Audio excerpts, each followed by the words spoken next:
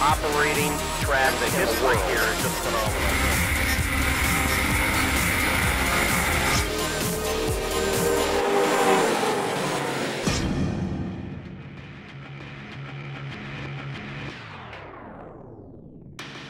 We are just outside of Wausau, Wisconsin at State Park Speedway, a quarter-mile bull ring that epitomizes short track racing in the upper Midwest. Today, the Mid-American Stock Car Series headlines with the Independence 40. And when you come to State Park Speedway, you better be prepared to battle Lyle Nowak, a veteran who has 16 track championships to his credit, 10 of them right here at State Park Speedway. A hungry field of Mid-American Stock Car Series drivers is in attendance to take their best shot at Nowak and this grizzled Northwoods racetrack. The racing promises to be hot and heavy. I'm Dean Strom. I'll bring you all the action from pit lane and introduce you to the driver who leaves with the checkered flag tonight for the Independence 40.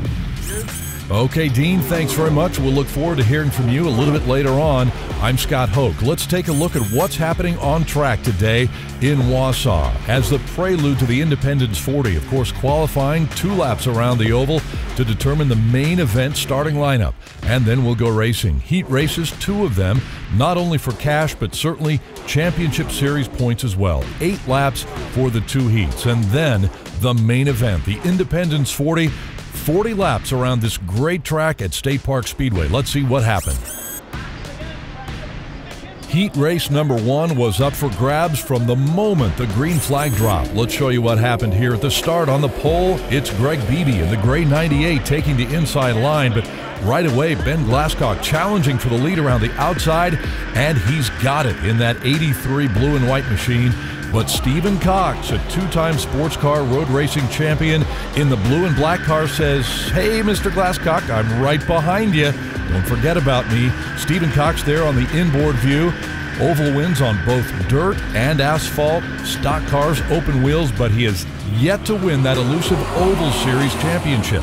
So this is a 3-way battle at this point between Beebe, Glasscock, and Stephen Cox. There's the onboard view once again. Cox looking to the inside, but Glasscock shuts him down. 3 wide as they go toward the start-finish line, and Stephen Cox takes the lead in the middle of the pack. And now we go to the final lap. All of a sudden, Rick Tackman Jr. in the black and pink car decides he will make a challenge for the lead. Car number 74 as they take the white flag right behind our leader, Stephen Cox. That's the view from onboard Tackman. Going to the inside, Cox has to leave him a little bit of room, and Rick Tackman Jr. makes it around, pushing Cox up the track, and he goes on to take the checkered flag. Rick Tackman, a last lap pass for the victory. How'd you do it? Oh, you know, we got a great car. I can't thank Russell Willingham, my spotter, Phil. He did an excellent job. We were in traffic the whole time. Broke free from the field, chased down Stephen Cox, and, you know, I ran him up a little high in 3. Didn't mean to do that. Car didn't stick like I thought, but, boy, good race coming out. We kept it clean, no marks on the car. I think we're ready for the feature tonight. That's Rick Tackman Jr. He scores the win in heat race number 1 here at State Park Speedway. Well, would heat race number 2 be as tight? We shall see right now. David Slack starting on the pole in the black 30 machine, looking for a little bit of luck, or maybe a lot of luck in this heat. He's already wrecked twice this year, wants to keep it clean. Dan Gilster, though, to the front early in the 23 white machine. Remember, he won the final event of 2013 at the La Crosse Fairgrounds Speedway. Here comes Eric Pierce in the black car with the neon orange number 8. A couple of third-place finishes already this year. The first at Hawkeye Downs and then at Jefferson Speedway. Wants desperately to avoid his third-place finish, and that's what it came down to, a battle for second place. There you see Mark Kluwer in the black and pink 54 car. He won in 2013 at the Milwaukee Mile, the largest track on the Mid-American Series all season long.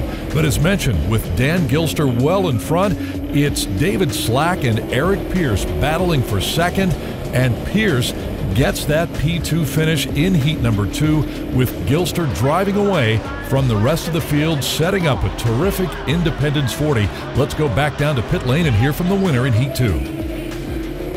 The winner in heat race number 2, Dan Gilster, started from the outside of front row and you pretty much ran and hid.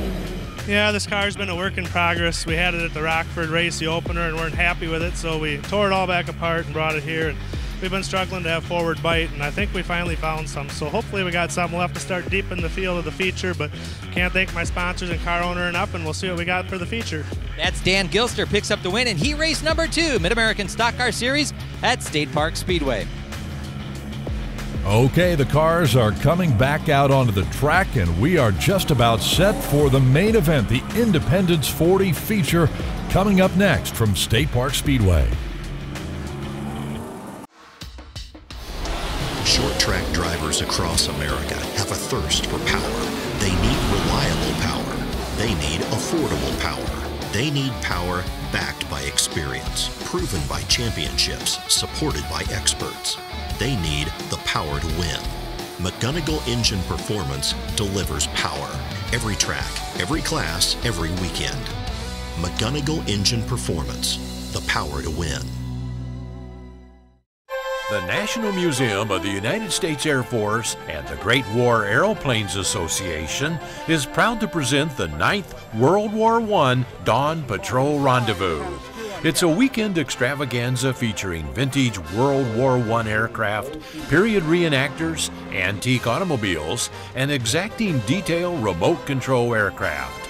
The event takes place September the 27th and 28th at historic Wright Field in Dayton, Ohio. The Mid-American Stock Car Series is brought to you by Impact Racing and by Hoosier Racing Tire. Welcome back to our coverage from State Park Speedway in Wausau, Wisconsin. I'm Scott Hoke. Tonight we get set for the Independence 40, and let's check out our starting grid before we go racing once again. Eric Pierce on the pole, car number 8, has a couple of third-place finishes this year, would love to get his first P1 finish at tonight's main event. Scott Dunning starts 4th. He's in car 132, has yet to make it to the podium because of a little bit of bad luck, but he has finished in the top 10 a couple of times already. Lyle Nowak starts 7th in car number 32. Of course, the hometown favorite, 16 track championships to his credit. Jeff Holt starts 9th tonight in car number 38. He's our points leader. Remember, Holtz won the season opener and has finished in the top 5 virtually every time out this year. A little bit further deep, 6th row on the inside, Stephen Cox starts 11th in the 82. And then Dan Gilster starting 14th at car number 23. Gilster, our Rookie of the Year back in 2013, won the second heat race tonight, struggling to break in a brand new car this year. Let's take a look at what happens as we get to the green flag. Eric Pierce, the pole sitter, takes the field into turn 1 under green with Landry Potter on the outside. He has got a nose in front as they go down the back straightaway, but it's back and forth between Pierce and Potter as they near the end of lap number 1. Who's going to lead that opening lap? It's Pierce in car number 8, and we had a chance to ask him how he got ready to run at State Park Speedway.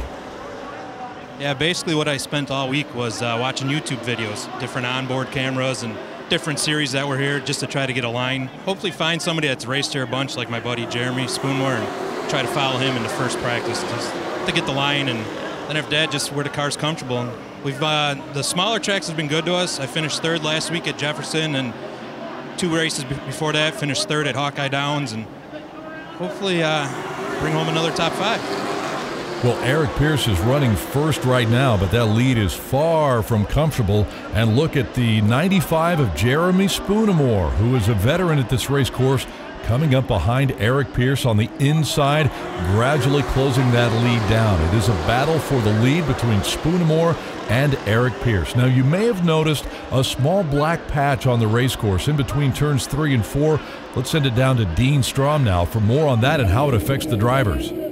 There's an asphalt patch in between corners 3 and 4. It wasn't here the last time the Mid-American Series raced at State Park Speedway. It's new in 2014, and it's a little bit rough, but there's not a lot you can do about it. If you try to go up high around the patch, you're out of the groove and you're asking for trouble. So you pretty much have to run through that new asphalt patch. It's a little bit rough, and it upsets the car a little bit, but it's not as much of an upset to the car as some drivers had feared. Well, you just saw Eric Pierce ride over that asphalt patch. He's been pushed out to the outside groove as Jeremy Spoonamore takes over the lead in the red and white 95. And check out the new contender in the mix. That's Lyle Nowak in car number 32. He's worked his way all the way up from 7th to 3rd and is now right behind Spoonamore, battling for the lead. We asked the 10-time track champion the quickest way to get around here at State Park Speedway.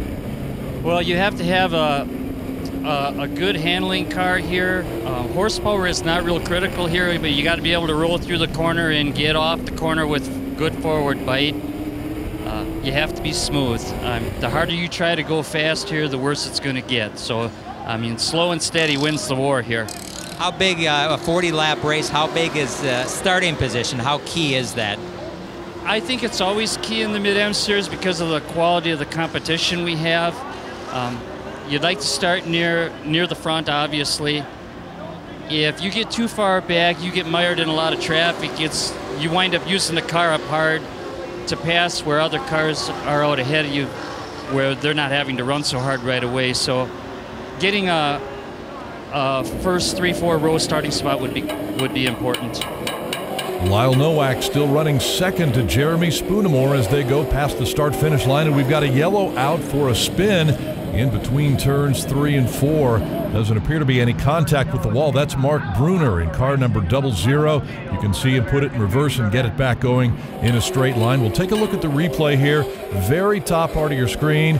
And Bruner, yep, the back end just comes around, and he's going the wrong way. So our first caution of the night, and Jeremy Spoonamore continues to lead in the 95 car with Nowak second. Let's take a look at our running order at this point in the race here at the Independence 40, and we'll be back in just a moment.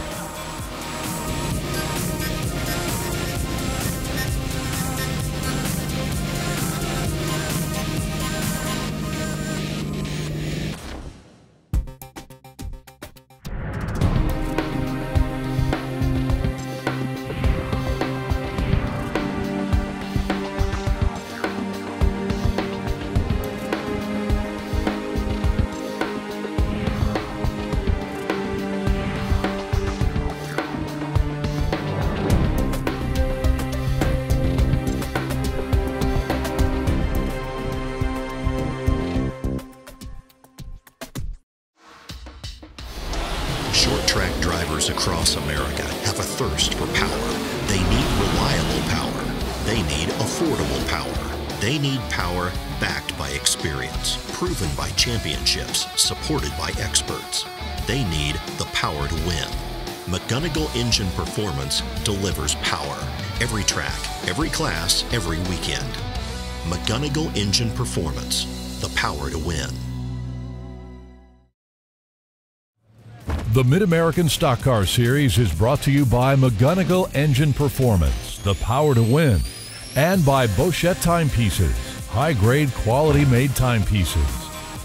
Just about set for green flag racing once again. It's been a terrific feature so far, and now as the pace truck leaves the track, Jeremy Spoonamore leads the field with Lyle Nowak on his outside as we go green once again. And let's keep an eye on this battle for first. It has been tight all night long as Nowak on the outside, Spoonamore on the inside, battle for position. Other drivers trying to get in the mix. Who's going to lead this lap as they come to the start-finish line? An intense battle, and too close to call right now. Well, back in the field, it is no less intense for the 82 of Stephen Cox, who has been a real threat in the heat races, but he feels like better qualifying may be the key to his success in the features. We talked to him about that and what needs to change. We've got to get fast enough to get up front. You know, at Milwaukee, we went from 26th all the way up to 17th. We were fast, but we started too far back in the pack. I've got to qualify better, and we've got to lay down those good laps early on so that when we get to those last 10 laps, we can do what you said. We can bump and bang our way through and try to get up there with the best of them. Stephen Cox started 11th, continues to run in 11th at this point in the race. Lyle Nowak is still your leader, car number 32. The great view from on board his car. Plenty of clean track ahead of him, but we've got a yellow that's come out here. A number of cars involved in a crash right on the main straightaway, and it appeared to be Jeremy Spoonamore and Mark Pluer got this thing started.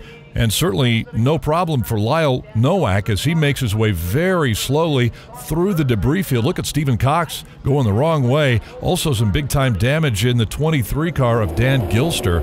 Here's a look at the replay from onboard Eric Pierce's car. There you see Spoonamore in the white and red 92, Mark Pleuer in the black and pink 54, and it appeared Pierce got through there unscathed. Here's another angle from Rick Tackman Jr.'s car. And there you see some heavy damage to the right side of Tackman Jr. And one last replay here from the onboard of Stephen Cox. We'll get the angle from his vantage point here. Running 11th in the field, as we mentioned, and oh my goodness, right in front of him, Gilster spins and Cox has nowhere to go. Some heavy damage to the front of Stephen Cox's car. And let's check out what's going on in the pits right now. Mark Pleuer's crew going to work on his right front, and apparently that tire is cut very badly. So badly the crew couldn't seem to get it up on the jack for the tire change. Changed the right front. We had a flat. Couldn't get the car up, so somebody helped us with another jack, so that was awesome. So Sounds good. Mark Pleuer's crew goes to work, changes a flat right front tire. And how about that for a little teamwork from another team? Not too bad at all. Mark Pleuer is back underway. As he heads out onto the race course, we are still under yellow with Nowak in the 32 continuing to hold the lead. Right now it's time to look at the history behind State Park Speedway with the Impact Racing Minute with Dean Strom.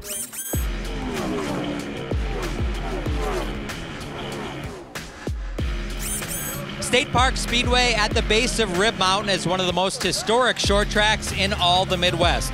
We had a chance to talk to Ron Wimmer about the history of State Park Speedway. We wanted to keep it alive here. I came here for a race, and I said to my wife, I said, I think we can make this thing work. I mean, the people came there was a memorial race here, and they came, and I said, I think we can get them back if we can put flush toilets in. I mean, there was no flush toilets. There was really no food here. They used to cater the food in.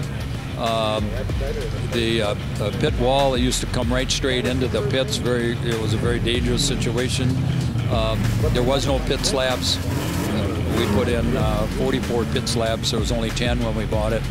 There was just so much that we changed, and it evidently helped because the crowds are coming back. So. And those crowds are seeing some fantastic racing as we get set to return to green flag action at the Speedway. The Independence 40 is still red hot. Now in contention, the red and white 36 car of Brian Bach on the outside of Lyle Nowak as they go into the back straightaway.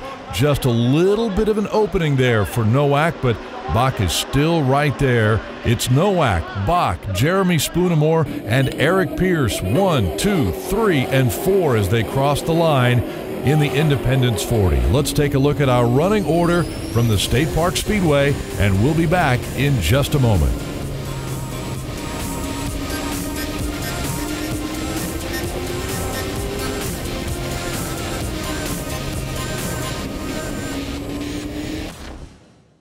The National Museum of the United States Air Force and the Great War Airplanes Association is proud to present the 9th World War I Dawn Patrol Rendezvous.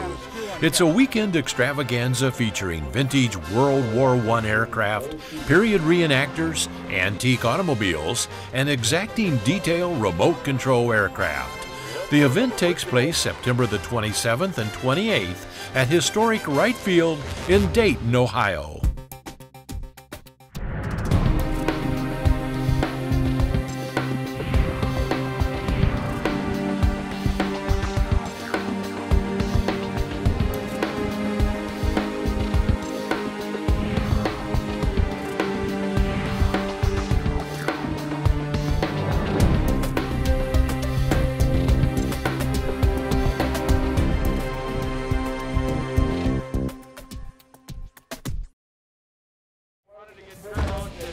The Mid-American Stock Car Series is brought to you by Impact Racing and by Hoosier Racing Tire.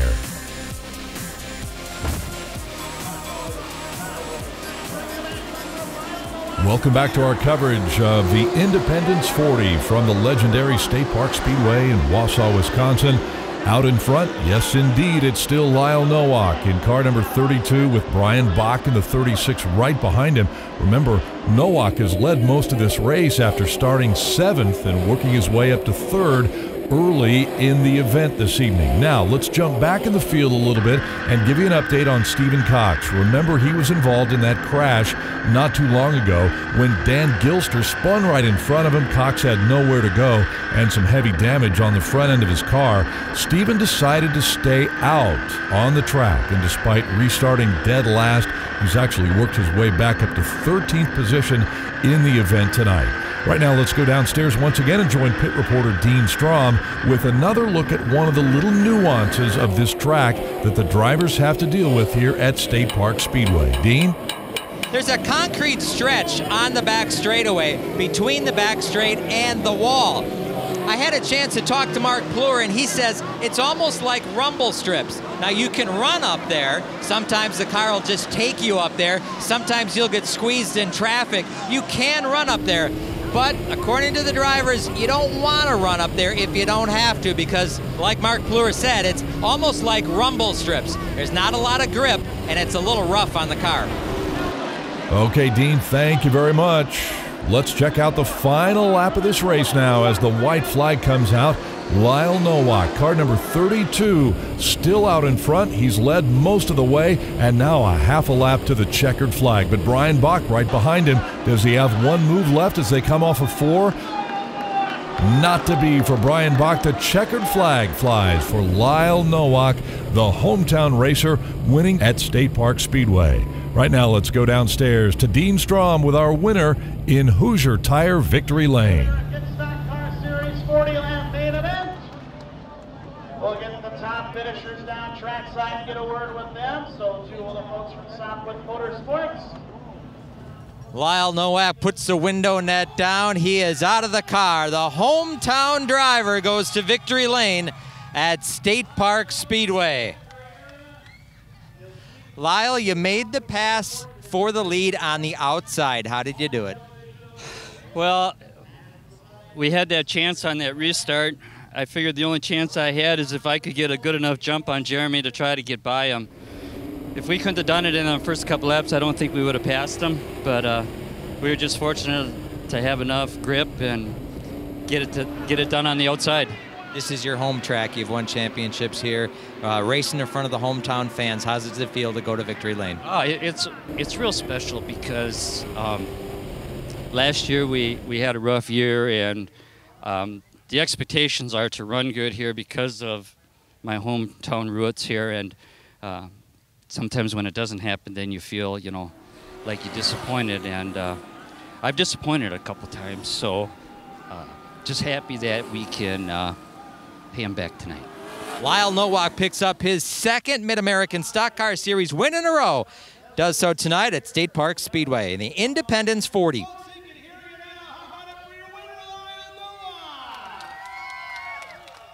Brian Bach, you come home second tonight after a fast qualifying effort. Come up just a little bit short. What was the difference?